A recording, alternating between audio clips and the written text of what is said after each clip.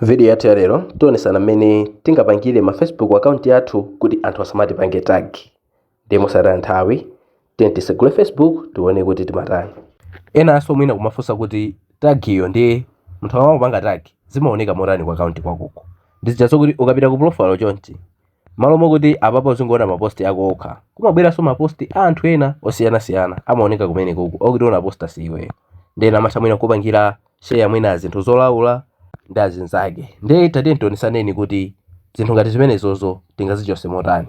Ndiye tikasegula Facebook wathuyo chomwe tichite ndi kupita apapa.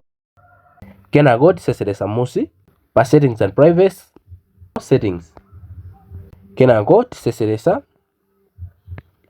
Kenako tipita apa alemba kuti profile and tagging. Tipanga click. Ndi tiseserekaso m'musi.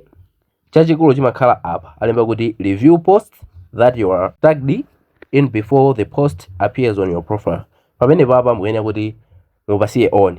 Ndikuti munthu uja akakupangani tag chimene tizichita izikuziwisani kayi kuti wakuti wakupangani tag. Imabweresa notification. Ndikuti zimakhala ndi inuyo kuipanga accept kuti zioneka ku profile kwanu kuja apo ayi kuyikana yathu izi zimene zingapangise kuti anthu asamangokupangani tag mwachisawawa. Tiye tione video satira.